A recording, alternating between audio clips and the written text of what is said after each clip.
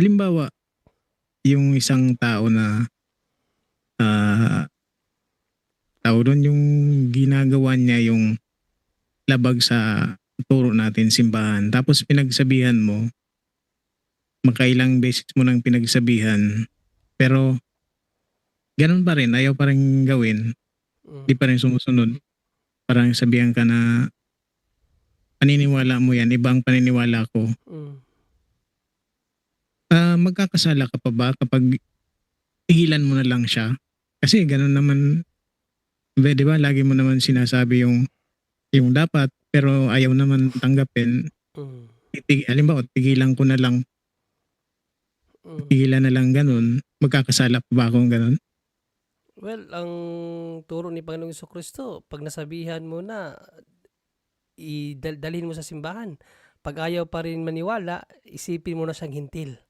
'Yun ang turo ni Panginoong Jesucristo kung babasahin mo yung 18:16-18 ng Mateo, 'no? Kapag anuhin daw yung kapatid, kinakailangan pagsabihan mo talaga, 'no?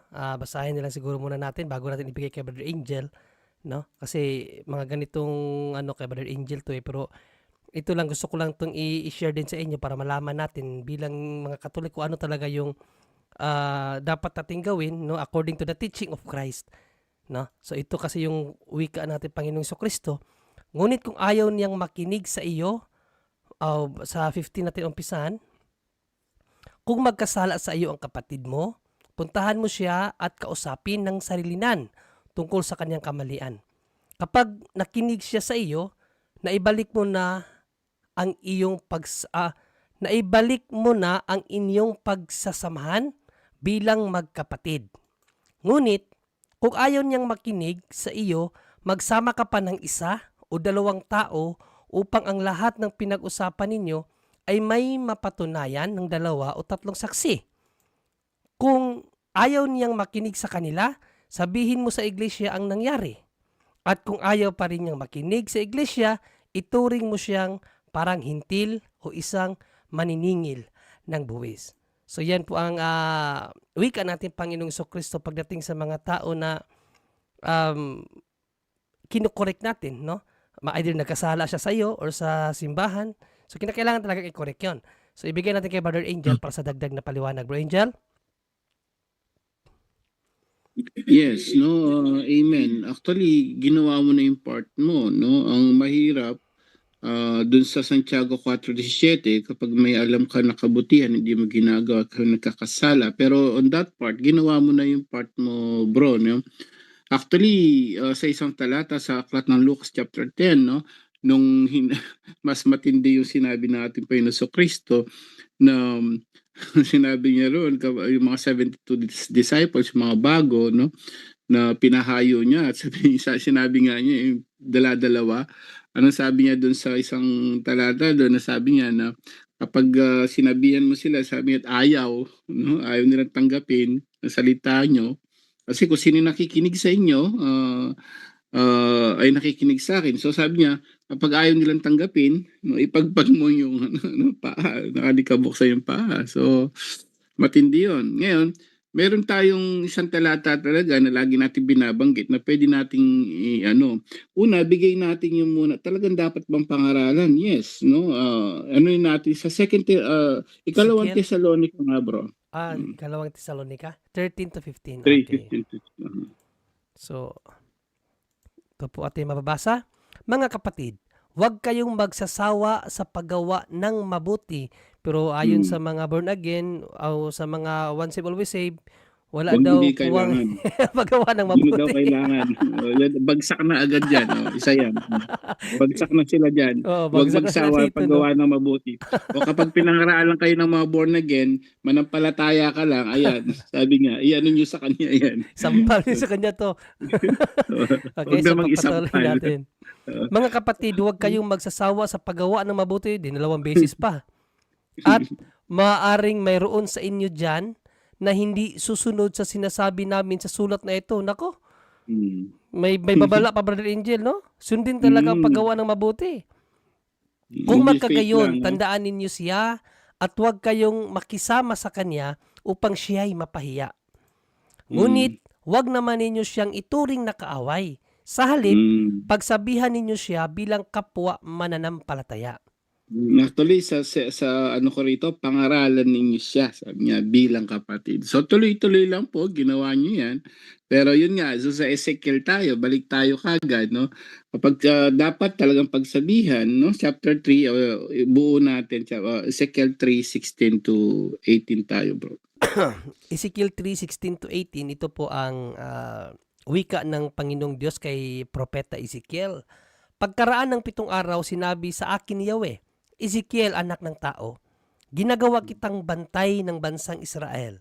Makinig ka sa aking sasabihin at bigyan mo sila ng babala. Kapag sinabi kong tiyak na mamamatay ang mga taong masama at hindi mo sila binigyan ng babala upang sila'y makapagsisi, ang mga taong ang iyon ay mamamatay dahil sa kanilang kasalanan. Ngunit, Ngunit, pananagutan mo sa akin ang kanilang kamatayan. pause So, tayo doon, bro. okay. So sabi niya diyan, no, kapag hindi mo maganda ning ginawa mo kasi pananagutan mo 'yan, no. Actually may isang ano, kapag hindi mo sinabihan, namatay sila sa kasalanan at alam mo na dapat silang pangaralan. Actually that's the sin of omission.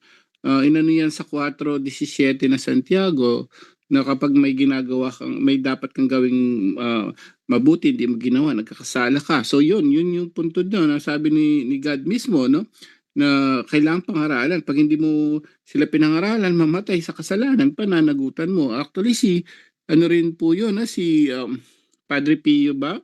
May isa siyang sinabihan na babae, no, yung asawa o anak na namatay, sabi niya, nasa impyerno na yun, at ikaw, inano niya, no, kinondemn niya kasi hindi mo pinangaralan, no. So inano niya yung babae, dapat ikaw mismo pangaralan mo. Lahat ng mga ano ngayon, lahat ng mga nakikinig po ngayon ng mga magulang, dapat talaga pinapangaralan niyo yung mga anak niyo. Kasi iba nahihiya, no, may mga ganun. Kaso nahihiya kang ipangaral, nasadlak sa kasamaan, may impyerno yan, pananagutan mo. Ayan, sabi ni yung Diyos na nagsabi kay Ezekiel. Ngayon, pag ayaw naman makinig, ituloy natin sa 19, bro, diretso. Okay, sa 19, ito ang sinasabi. Subalit kapag binibigyan mo sila ng babala at hindi sila nagsisi sa kanilang kasamaan, mamamatay nga sila dahil sa kanilang mga kasalanan, ngunit hindi mo iyon pananagutan. Ayun. So, yun na yun, bro. Hindi mo na pananagutan yun. Kasi binalaan mo na sila eh. Sabi mo nga, ilang beses mo na silang sinabihan. No? So, tingnan natin sa 20. Sa 20, ito naman ang sinasabi ng Diyos. Kapag nagpakasama ang isang matuwid, ilalagay ko siya sa panganib. Mawawalan ng kabuluhan ang kabutihang ginawa niya noong una at mamamatay nga siya dahil sa kanyang kasalanan.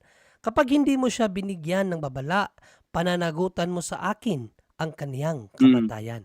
Matindi yan. Yun yung ano ng Diyos dyan, no? Medyo pananagutan mo. Ikaw, binigyan mo na siya ng babala. So, dun sa 19, ang sabi niya, hindi mo na pananagutan yun. Tingnan mo nga sa 21, kung mayroon pang ano dyan. Pakisuyo nga sa 21, bro. 21, ito naman ang sinasabi. Ngunit kapag binigyan mo ng babala ang mga taong matuwid at sila'y lumayo sa kasamaan, hindi sila mamamatay at wala ka ng pananagutan. Yun. So, nasa sa kanila yung decision pala. At least binabalaan mo na how many times. And then sabi mo nga, magkakasala ba pag hindi ko na Hindi, binalaan mo na eh. No?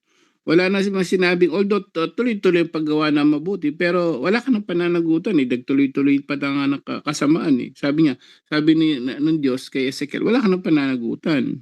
Kasi binalaan mo na sila.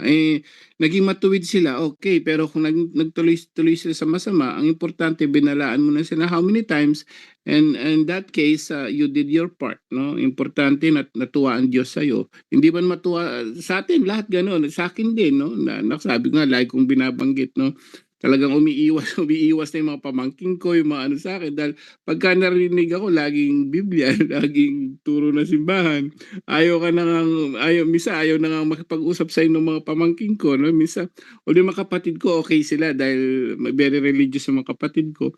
Pero mga pamangking ko, makikita mo, ano? Ako naman, medyo okay lang ako, natatawa na lang ako. Alam ko naman mahirap tanggapin ang salita ng Diyos. So, hindi ko na siniseryoso yun. Minsan natatawa na lang ako, no? So, yung kapatid na Mehiliano, wala ka na pananagutan kasi binigyan mo ng babala eh. Sabi ng Diyos. So, importante na pangaralan at kapag sumunod sila, salamat. Pag hindi sila sumunod, wala ka ng pananagutan daw doon, sabi ng Diyos. Mehiliano. Okay, okay po. Yung kasi kapag sinabihan mo, sasabihin din, oh, narinig ko na yan, alam ko na yan. Mm. Yes. So, tayo So, na nasa kanila na yun. iba, No? iba ang paniniwala ko sa paniniwala mo para mga ganun. So, okay na po yun. Sa akin Bro Vicente, nung nakaraang araw lang nung pagkamatay ng kapatid ko, medyo nagkaroon kami ng komosyon na ng kapatid ko Sinabihan rin, niya yung mga kapatid niya. na "Oh, mayroong kasi silang parang sinasandalan na faith healer. Faith healer talaga. So nung kasi palagyan ko na silang sinasabihan na itigil na yan. Hanggang ngayon, talagang parang dependent pa rin sila sa faith healer na iyon. Eh, alam naman natin sa pag-aaral natin dito na yun talaga ay pinagbabawal ng simbahan. At mayroon pa silang mga pasabi sa akin na para siguro maniwala ako sa kanila, sinasabihan nila ako na tanggap yan ng simbahan, ano yan ang pari, pinaliwanagan ko na pinaliwanagan. So, nung sinabi niya sa akin yung mga tagang yan, respetuhin mo na lang yung pananampalataya namin kasi hindi tayo parehas ng napag-aralan daw, yun ang sabi niya. Kaya ang sinabi ko, I do respect kung ano yung mga pinagagawa niyo. Okay? Pero sa akin bilang isang